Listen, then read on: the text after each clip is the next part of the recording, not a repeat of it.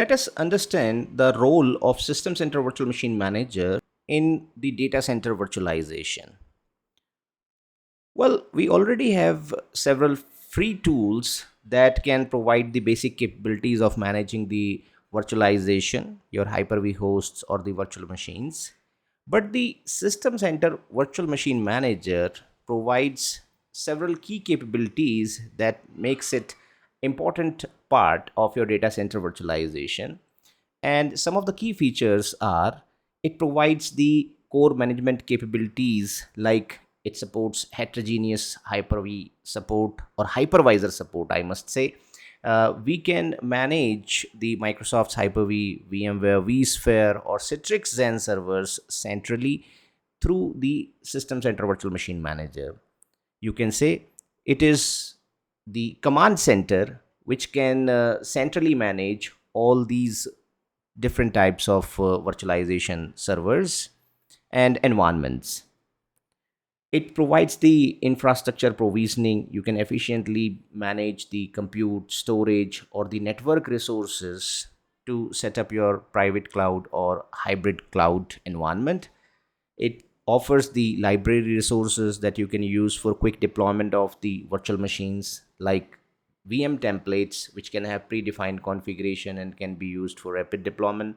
ISO images, VHDs, PowerShell scripts can be used.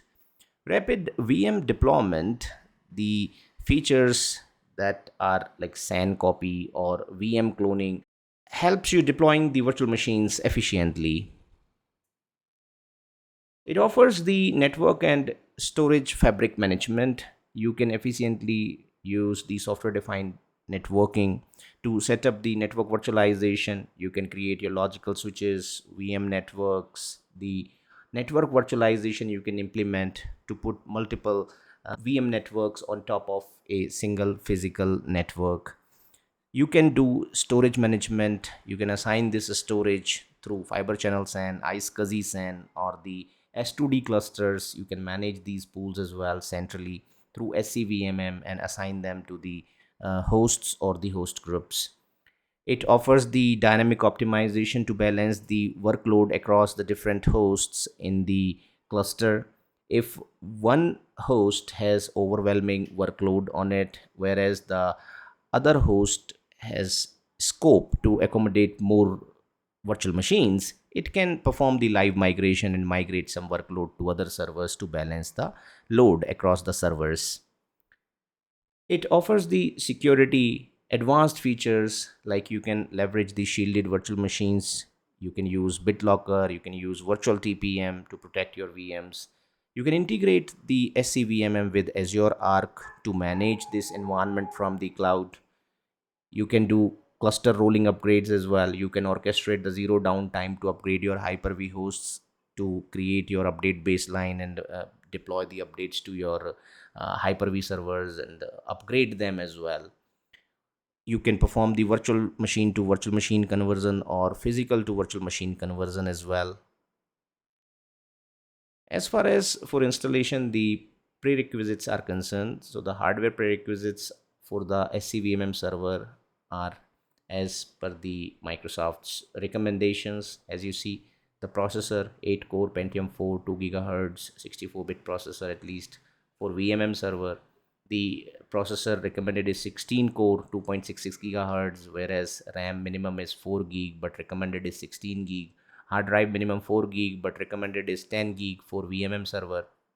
For database, for library server, and VMM console, these are the hardware prerequisites.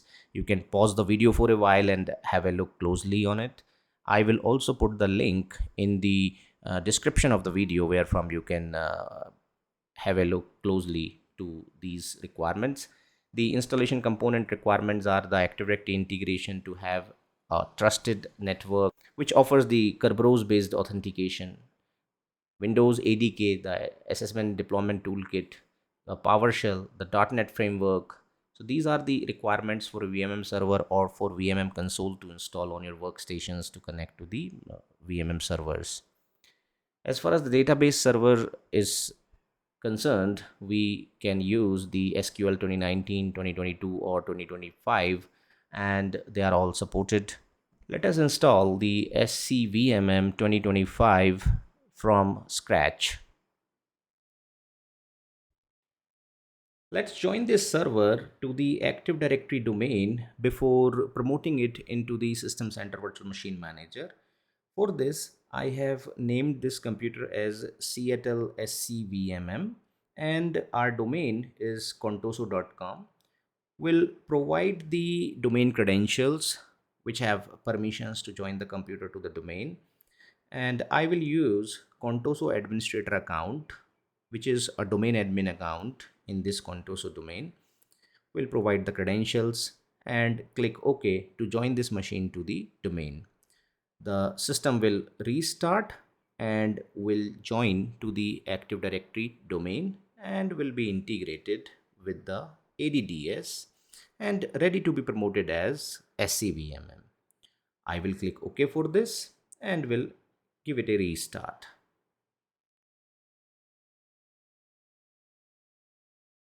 There we go. Restart now. Once the system restarts, let us log in as domain administrator, which is Contoso administrator. And this domain admin has become the local administrator also on this computer. Well, this is added automatically. You can always go and check the local users and groups and the administrators group. Now let us install the SQL, which is a prerequisite or one of the prerequisite for the SCVMM.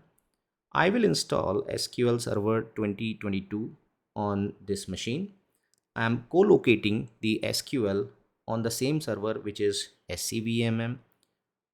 Though I have provided adequate memory to this server to have these two roles co-located, this is just for training purpose, but in real world we have dedicated instances of SQL which run on the SQL clusters, which are highly available instances of SQL. It is not advised to co-locate both of the roles on the same server in production. For that, we use dedicated cluster for SQL and a cluster for SCVMM. Well, I will select the evaluation edition of this product. We'll go through the license and accept the terms and conditions of this license. We'll click next. This is the list of global rules. We can set up the settings accordingly. Microsoft updates, if you need, you can check this box. It will check for the image rules. We can define these rules here. The Windows firewall has one warning. You can look at it and resolve. The prepared features, I'm going with complete a prepared instance of the SQL where I will create the databases on this system. I'm not going with any additional features, but just the database engine. We'll click next.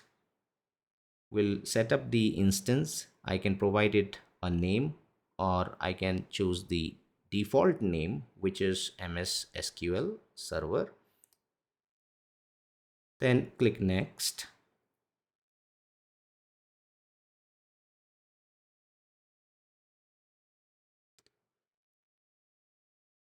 I can provide the server configuration accounts here and the services, their status, the start type accordingly, be it automatic or automatic delayed, and click next.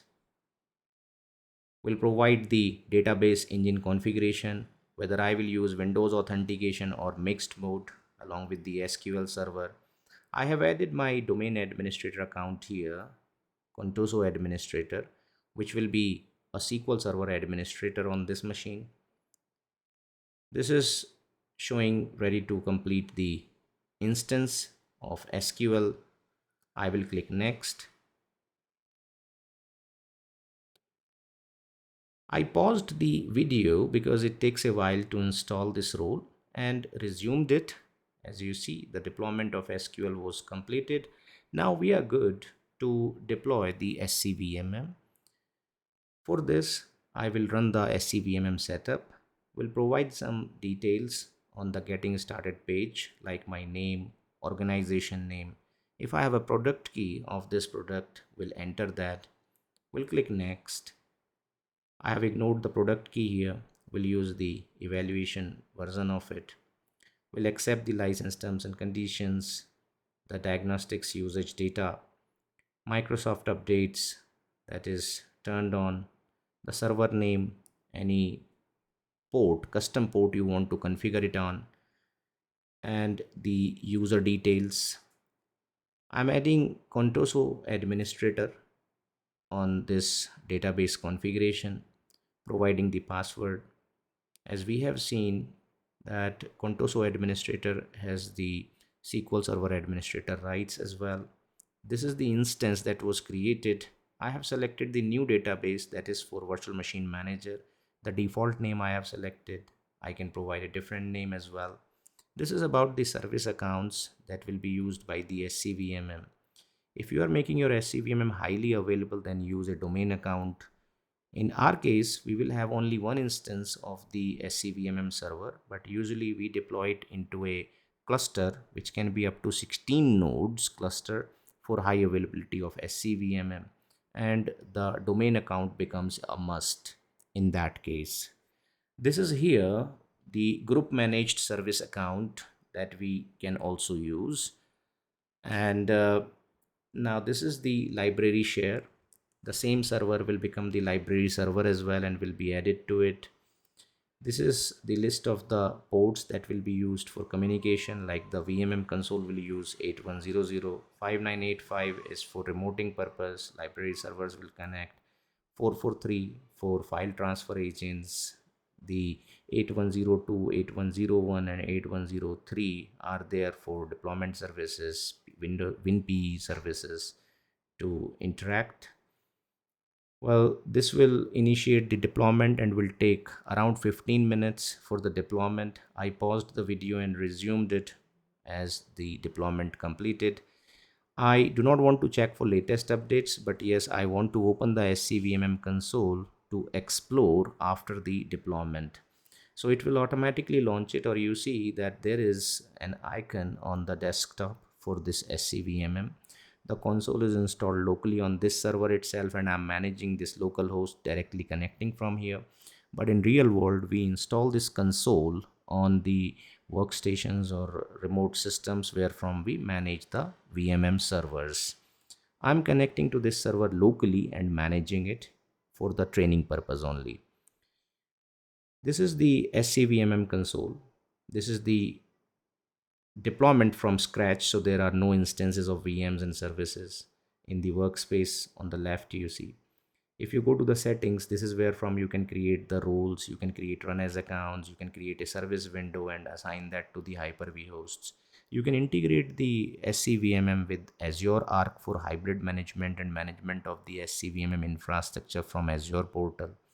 So Azure Arc will let you connect with the help of this Azure Arc Bridge service that you will deploy in your on-prem data center to connect SCVMM. This is the list of the jobs. If any job is started, like you add the Hyper-V hosts or you create clusters, you create VMs, so they are used.